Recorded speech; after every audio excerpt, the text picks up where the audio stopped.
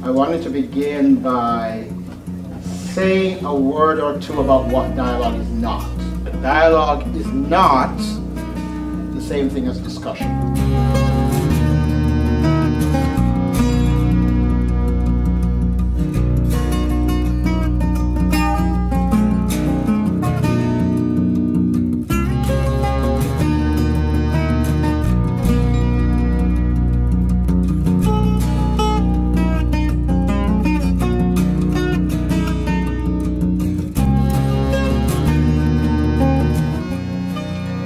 Not the same thing as having what are competitive arguments or competitive conversations where the end is to persuade someone of something one way or the other.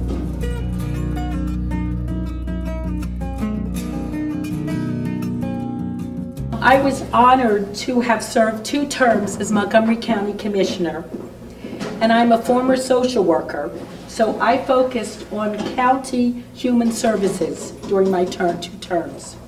The county commissioners appointed the first county director of human services to develop a long-range plan to improve the delivery of services to children, to families, to seniors, to people with disabilities. Collaboration and dialogue became the name of the game plan.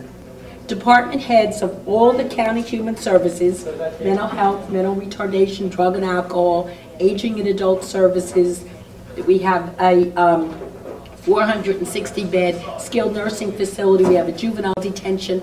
All of the various human services began to meet on a regular basis. And so this was, you talk about dialogue. And you know what, we started talking. We thought before we went into the community, we had to show that government could do it first. And we started meeting on a regular basis, and we found many clients, similar clients, the same clients, with multifaceted problems. And by talking to each other, wow, you do this, my client would benefit from, you know, my consumer would benefit from it. So it was huge, and it was very exciting, actually, to see it happen. I retired this past November after 35 years with an organization called the Jewish Community Relations Council. So organizations like the Jewish Community Relations Council really go back to the 30s, and as I said, they have 2 purposes. One is to improve intergroup relations, and to some degree, that is done through dialogue. And we have sponsored very traditional dialogues with facilitators, with readings, etc. We have also sponsored a number of informal dialogues, but both with the same purpose, which is to get people to have both a better understanding and better feelings about each other. But organizations like the one I work for also have an advocacy agenda.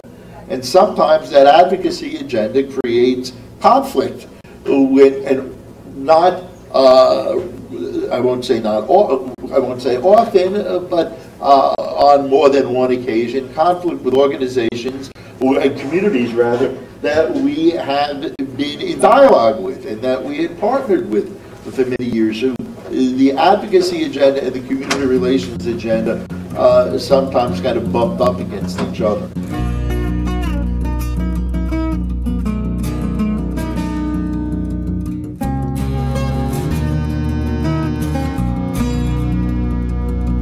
What dialogue is a metaphorical space where people get to tell their stories and they get to say their piece.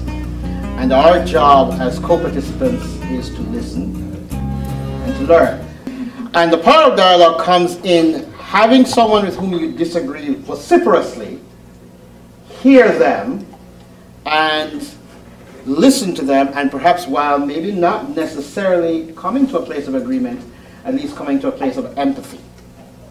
And that E word is the key piece, empathy. We've thought that because of the history of the farm in bringing people together, this was the time to do this. We live in a national culture where there are many issues that are confronting us, and the prevailing sentiment has been, particularly in the political change that has happened since last November, that communities are where action takes place and where the wellspring of action and the wellspring of inciting action begins. So we thought, let's do our part by bringing members of our community together to be in dialogue with each other. And that in that dialoguing, we think productive things will come forth. Productive things will happen. So that's certainly what we hope will happen today, that you will have these very special kinds of conversations, that you will inhabit this metaphorical space I'm talking